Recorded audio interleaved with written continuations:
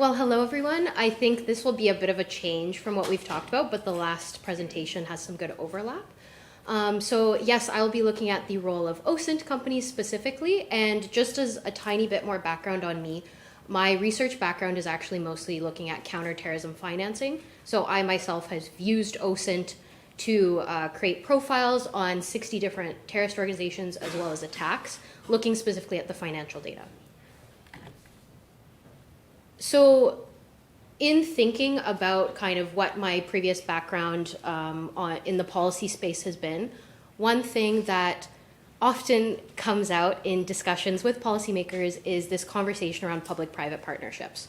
And there was a lot of conversation, especially around these types of partnerships in the financial sector or also with social media companies. But what I noticed is that there wasn't a lot of dialogue around OSINT companies, yet there's been this huge proliferation of companies offering OSINT services. And so that really led me to 3 different research questions. So the first one being, what are the actual counterterrorism roles and services that these companies are providing in the EU? Then the second question really talks about the mechanisms of engagement. So how can we, understand how these companies are actually interacting with the public sector? And then thirdly, why are these companies, in this space, as well as why do they have differing contributions? So very quickly, because just like public-private partnerships, OSINT has also become a bit of a buzzword. So the definition that I'm using is the one, because my research is bounded kind of looking at the EU specifically, it is the EU provided definition, but I specifically am focusing on kind of that counterterrorism lens, so that's why in the blue there is what I've added to my definition. And then in understanding who the companies are, I cast my net quite broad. So firstly, they must mention OSINT as kind of being a line of business or a technique that they're using. The company must either be based in the EU or have explicitly collaborated with an EU member state or institution. And then thirdly, in creating my initial database, which I'll quickly run through my methodology, they must explicitly mention having to address terrorism or extremism or national security.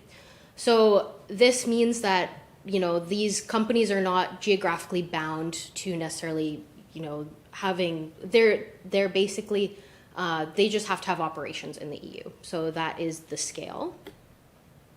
And just quickly running through my theoretical framework. So basically, I'm using security governance to explain kind of why private actors are in the domain of security. And then network analysis, I'm using not so much from a quantitative lens, like some of the diagrams that looked very scary from your presentation, but I'm more trying to use network analysis to better understand the relationships and the interactions between these types of actors and then law enforcement, etc.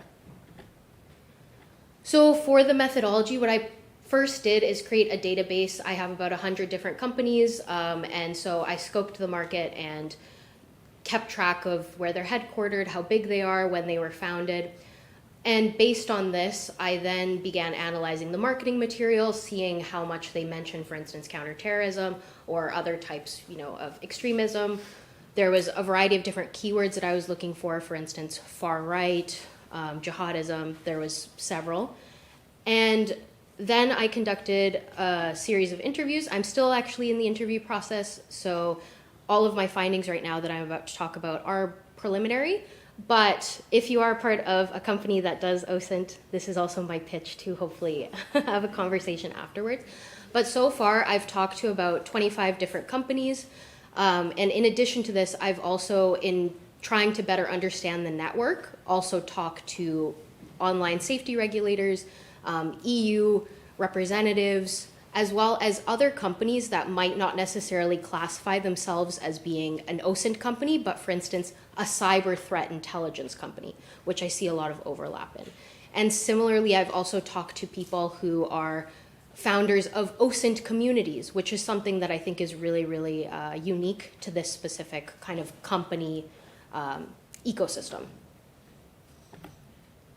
So in looking at the findings so far, to answer that first research question, there's three main buckets of kind of roles and services that these companies are providing. So the first bucket really relates to collecting and selling OSINT data. And so there's companies, for instance, this comes from Dark Owl, and they essentially, in some respects, act as a data broker. They are, Dark Owl, for instance, compiles data from darknet sources, but there's lots of other companies out there that, for instance, focus on specializing on financial data or social media companies, etc. And so what I found interesting about these companies, and especially ones that provide data, is they are often a source for police officers or for other types of law enforcement or security practitioners to either start an investigation or finish an investigation. So they can find leads through these types of the data pulls that the companies are providing, or they can help with identity resolution and actually matching, for instance, usernames with an in-person identity. So the second main bucket really relates to companies that provide tools to facilitate collection or analysis. So there's so many companies out there that provide like fun visualization boards, and they are essentially, I guess, more kind of data agnostic in that you can feed in any type of data, whether that be about terrorism or about something else, and they produce a diagram or some sort of tool to either see that data or to analyze it. So some do sentiment analysis, some do network analysis. That's another really big one in this space. Then the third main bucket is expertise and training on OSINT practices. So I actually only found two companies that explicitly do OSINT in relation to counterterrorism trainings. But what's really interesting in this space is that there's some that provide full white papers or analytical documents that are profiling a specific group that they conducted based on OSINT methodologies. There's also actually quite a few that combine kind of tools and expertise with creating full-on intelligence reports or using artificial intelligence tools to help investigators create these types of reports on terrorist organizations.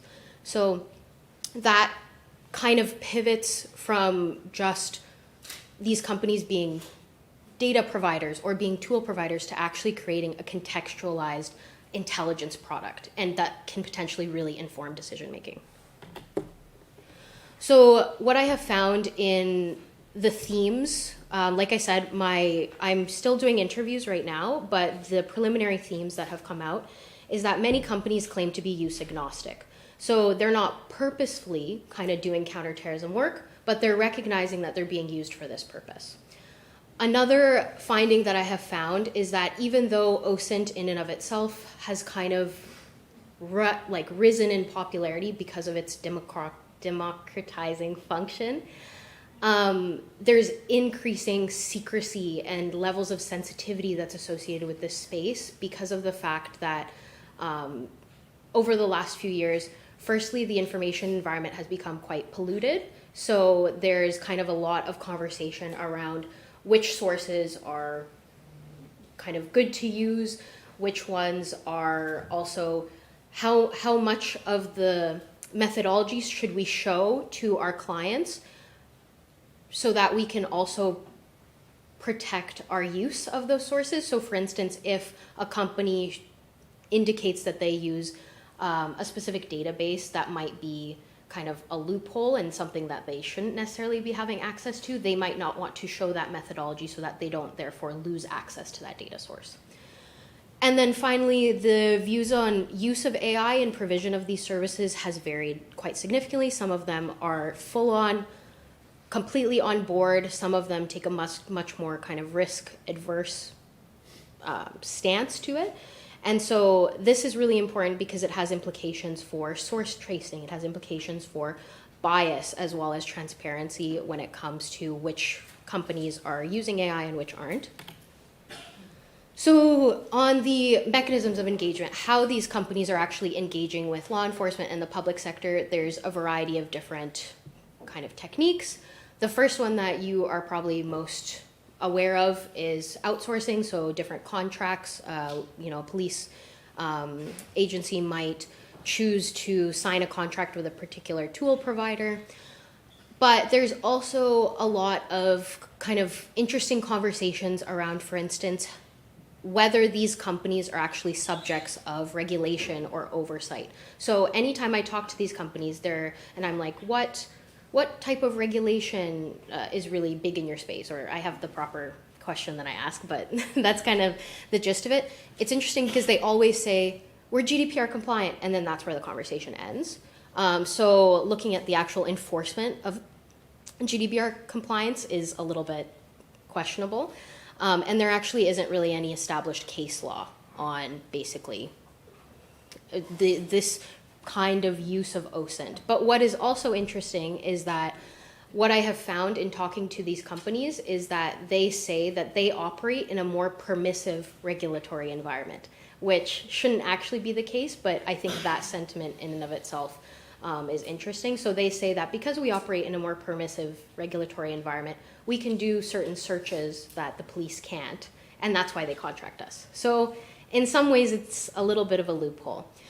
The other two forms, when I say informal consultations, for instance, a lot of these companies actually provide intelligence reports freely accessible on their website. It's basically profiles that they have found, for instance, of looking at certain social media platforms or their own research. A lot of this kind of informal consultation also comes from going to conferences like this one. And so actually one of the ways in my methodology that I gained kind of contacts in this space is going to cybersecurity conferences, going to I, for instance, went to like the NATO conference on cyber conflict. And so being able to talk to the companies that are in this space and presenting their kind of marketing themselves, that was a way that I was able to get interview contacts. Then the last mechanism of engagement that I'm looking at more is this concept of public-private partnerships, which again, it's a bit of a buzzword. And the only one that really stands out is Tech Against Terrorism. And so this is a bit of a nebulous type of organization because it says it's kind of a public-private partnership, and they do a lot in this space, within the OSINT space and within the counterterrorism space. And so right now I'm in the phase of my research where I'm trying to kind of investigate that entity a bit more. So just quickly running through the engagement themes. So many companies deal with every single level of the public sector. So looking at anything from local law enforcement to the EU level, Europol was often mentioned. Every company states that they do due diligence on their clients, specifically that they don't work with basically the big bad four, as was mentioned, as in like Iran, China, Russia, and North Korea. Then there are often some contradictions in what is stated in the reality of engagement. So for instance, an interesting kind of area that I found is that a lot of them specifically say they're apolitical or that they don't do anything relating to kind of policy dialogues. But as I dug a little bit deeper, I found out that they actually do. Or they engage, for instance, with academia, or they engage with different types of journalists. And so what's interesting is that public-private partnerships in some way has like this stigma associated with it that a lot of these companies actually don't want to voice that they're a part of. And then just finally, so quickly explaining kind of why these companies are involved in the first place. So firstly, a very obvious one is that they help alleviate resource constraints of investigators. Another interesting theme that I have found in this discussion is that there's been a big kind of shift around where these companies place themselves in this market, and a lot of them talk about disinformation, they talk about state actors, they talk about narratives of state actors. But the way they often tie themselves back to terrorism is talking about state-sponsored terrorism or investigating this more like this crime-terror nexus, and that's what a lot of law enforcement personnel talk about. And lastly, in looking at why companies kind of maybe are more into the counterterrorism space or not. So what's interesting is that a lot of them focus on ethics, and a lot of them are basically attempting to differentiate themselves from other companies that are evil OSINT companies. And so some of them might draw their lines very randomly, if I would say. Like some of them are basically say, if you collect data, then you're an evil OSINT company. If you collect data from the dark web, then you're an evil OSINT company. And so this line's constantly shifting, which is really interesting.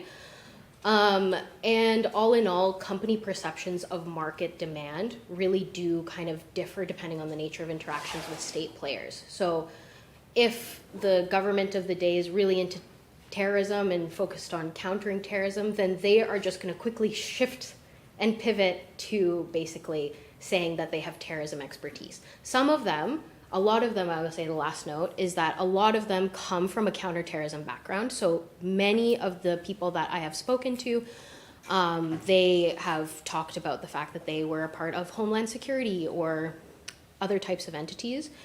And okay, I promise actually my last note is that there is a really important conversation here around digital sovereignty that keeps coming up as well. So a lot of these companies find this to be a prime opportunity to get into the OSINT space in the EU, because there's been this big reliance over the last 10 years to focus on UK companies and to focus on US companies. And so now, because of this conversation around digital sovereignty, there's this push to now move towards looking at OSINT companies that are based in the EU.